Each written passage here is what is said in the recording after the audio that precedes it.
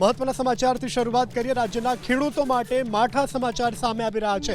હવામાન નિષ્ણાંત અંબાલાલ પટેલે 30 એપ્રિલથી પ્રી મોન્સૂન એક્ટિવિટીની આગાહી વ્યક્ત કરી છે। આ મહત્વના અને મોટા સમાચાર પ્રાપ્ત થઈ રહ્યા છે। હવામાન નિષ્ણાંત અંબાલાલ પટેલની આ મોટી આગાહી 30 એપ્રિલથી રાજ્યમાં પ્રી મોન્સૂન એક્ટિવિટી શરૂ થશે। 30 એપ્રિલથી 11 મે સુધી પ્રી મોન્સૂન એક્ટિવિટીના કારણે માવઠું પડશે। 3 મેથી ઉત્તર ગુજરાત, સૌરાષ્ટ્ર, કચ્છ અને મધ્ય ગુજરાતના વાતાવરણમાં આવશે પલટો। 10 અને 11 મે સુધી મોટાભાગના શહેરોમાં કમોસમી વરસાદનું અંબાલાલ પટેલે અનુમાન વ્યક્ત કર્યું છે। તો ખેડૂતો માટે આ માઠા સમાચાર, પ્રી મોન્સૂન એક્ટિવિટી વહેલી શરૂ થવાની આગાહી છે। 30મી એપ્રિલથી વાદળો આવવાની શક્યતા છે। ક્યારેક તો હમણાં વાદળો આવવાની શક્યતા રહેશે, પરંતુ મે માસની લગભગ 10-11 તારીખ સુધીમાં રાજ્યના મોટા ભાગના ભાગોમાં ભારે ગાજવીજ, આંધી અને વંટોળ સાથે કમોસમી પ્રી મોન્સૂન એક્ટિવિટીનો વરસાદ થવાની શક્યતા રહેશે।